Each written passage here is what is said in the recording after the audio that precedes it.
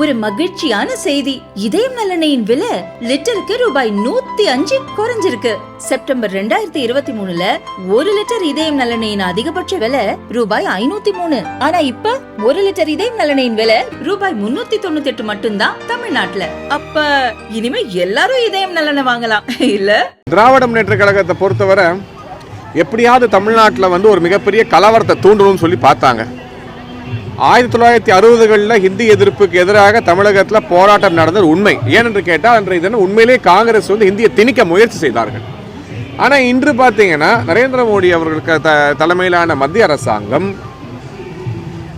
தமிழக மாணவர்கள் ஒரு 3வது மொழி, அதாவது கான்ஸ்டியூஷனில் குறிப்பிடப்பட்டுள்ள 22 மொழிகளில் ஏதோ ஒரு மொழியை, இந்திய மொழியை, தமிழ் மொழி கல்வி என்பது கட்டாயம், தாய்மொழியை தவிர்த்து இங்கிலீஷுக்கு அப்புறம் இன்னொரு மொழியை கற்றுக்கிட்டா நல்லா இருக்கும் என்கின்ற நல்லெண்ணத்தோடு, இது தமிழ்நாட்டுக்கு மட்டும் பொருந்தாது, இது உத்தரப்பிரதேசத்துக்கும் பொருந்தும், குஜராத்துக்கும் பொருந்தும், மகாராஷ்டிராவுக்கும் பொருந்தும், கேரளாவுக்கும் பொருந்தும். இப்போ கேரளாவில் உள்ள எத்தனையோ நபர்கள் தமிழ் கற்றுக்க ஆசைப்படுறாங்க, அவர்களுக்கு தமிழ் கற்றுக்கொள்ள ஒரு வாய்ப்பு. குஜராத்தில் உள்ளவர்களுக்கு தமிழ் கற்றுக்கொள்ள ஒரு வாய்ப்பு, பீகாரில் உள்ளவர்களுக்கு தமிழ் கற்றுக்கொள்ள வாய்ப்பு. ஸோ தமிழ் வளர்வதற்கான வாய்ப்பை ஏற்படுத்த நரேந்திர மோடி அவர்கள் முயற்சித்துக் கொண்டு இருக்கிறார்கள். இதில் எங்கேயுமே பார்த்தீங்கன்னா ஹிந்தியை கற்றுக்கணும்னு யாரும் சொல்லவே கிடையாது. அதனால் இல்லை ஹிந்தி எங்கேருந்து வந்துச்சுங்கிறதுக்கான பதில் யார்ட்டுமே இல்லை. இப்போ இன்னைக்கு ஹிந்தி போர்டு அழிக்கிறாங்க, கருப்பை நடிக்கிறாங்க, எல்லாம் ஓகே. எதற்காக இந்த நாடகம்?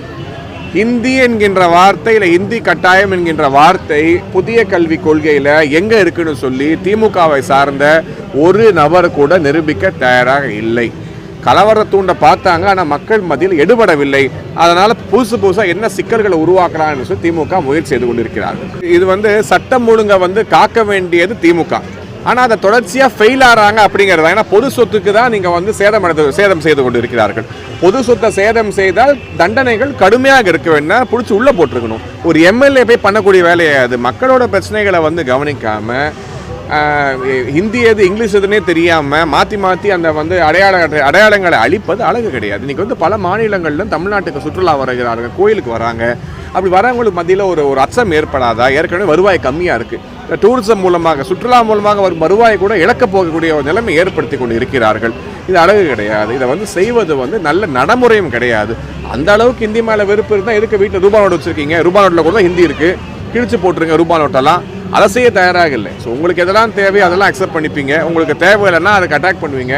இது என்ன மாதிரியான ஒரு அரசியல் தெரியவில்லை. நல்ல அரசியல் கிடையாது, நாகரிகமான அரசியல் கிடையாது, இன்றைய காலகட்டத்துக்கு ஏற்பான அரசியல் கிடையாது. அதை மட்டும் சொல்ல முடியும்.